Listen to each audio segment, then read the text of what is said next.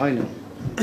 Tabii sanmam ama en nakaşı Özkan Bey. Ne kadar büyük şeye benziyor ya. Değil mi? Abi otur. Diyorsun bir süre. koronavirüs. Yerleşin, çocuklar yerleşsinler. Gerçi orada sandalye atıyor. Bir de ben sandalye geçiyorum. Öncelikle hoş geldiniz, şeref verdiniz. Aslında bugün hem dünya için, hem ülkemiz için, hem şehrimiz için tarihi bir gün. Dolayısıyla bir yıldır üzerinde çalıştığımız Dünya Kahvaltı Günü etkinliği münasebetiyle bir aradayız. Bu etkinliğin dünyaya duyurulması konusunda paydaşlarımız başta olmak üzere buna destek veren başta basın mensubu arkadaşlarımıza, Van Ticaret Sanayi Odası'nın değerli yönetim kuruluna, meclisine, meslek komitelerine ve tüm çalışanlarına teşekkür ederek başlamak istiyorum. Biz bu yılki etkinliğimizi Covid-19 münasebetiyle hayatını kaybetmiş insanlarımıza ve sağlık çalışanlarına atfederek başladık. Bugün de bu anlamlı etkinliğimiz çerçevesinde özellikle bakıma muhtaç çocuklarımıza yönelik bir kahvaltı etkinliğiyle güne başladık. Ve bugün itibariyle, bu saat itibariyle de üzerinde uzun zamandır çalıştığımız bu uluslararası küresel projeyi hayata geçirmek için bir aradayız. Bizim için Van çok önemli kültürel değerlere sahip bir şehir. Dolayısıyla bu kültürel değerlerimizi ön plana çıkarmak ve bunu dünya ile paylaşmak gayesiyle de bugün Dünya Kahvaltı Günü etkinliğini gerçekleştiriyoruz.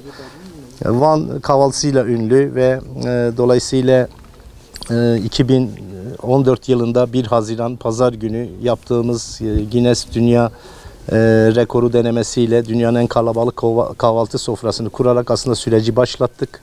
Daha sonra Van kahvaltısının garanti marka tescilini aldık ve Van kahvaltısının bileşenlerinden 6 ürünümüzü de coğrafi işaret tescili yapmak suretiyle belli bir aşamaya getirdik. Bundan sonraki süreçte soframızı, Van kahvaltısının zenginliğini, bu kültürel mirası dünya halklarıyla da paylaşmak, farkındalığı yükseltmek amacıyla böyle bir projeyi hayata geçirdik. Bu yıl projemiz biraz buruk başladı diyebiliriz. Çünkü pandemi nedeniyle hem sokağa çıkma yasakları, hem sosyal mesafe, hem insanların sağlığını ön plana çıkaran bir anlayışla herkes kendi evinde, özellikle bütün dünya insanlarının yoğunluklu olarak bulunduğu bir mecra üzerinden gerçekleştirmeyi planladık. Ve geldiğimiz nokta itibariyle de oldukça başarılı bir performans sergilediğini, bütün dünya insanlarının bu işe sahiplik ettiğini büyük bir memnuniyetle görmüş olduk. 2 gün önce Tarım Orman Bakanımız Sayın Doktor Pakdemirli'nin bu etkinliğe yönelik, bu Dünya Kahvaltı Günü münasebetiyle yayınladığı mesaj hepimizi çok mutlu etti gerçekten. Bir devlet adamının, bir bakanımızın bu meseleyi ne kadar çok sahiplendiğini, içselleştirdiğini ve bunu dünyaya da mesaj vermek üzere Van'la paylaştığını büyük bir memnuniyetle izledik.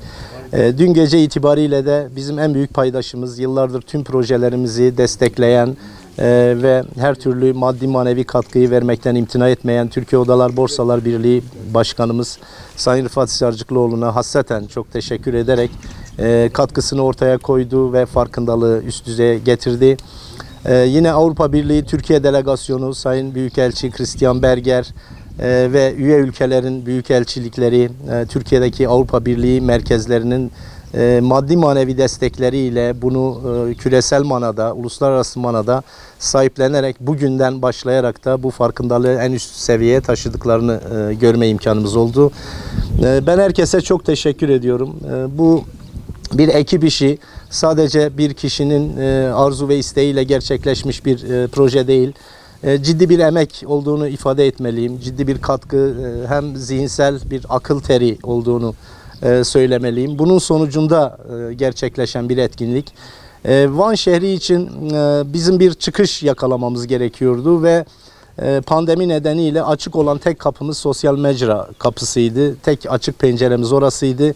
Oradan yürüyerek yerel ürünlerimizi küresel manada insanlarla paylaşmanın önemli bir farkındalık olacağını düşündük ve arkadaşlarımızla aşağı yukarı 20 gündür üzerinde çalıştığımız proje bugün nihayetinde bütün dünya halklarına, bütün dünya insanlarına dünyanın en keyifli günü temasıyla paylaşılmış oldu.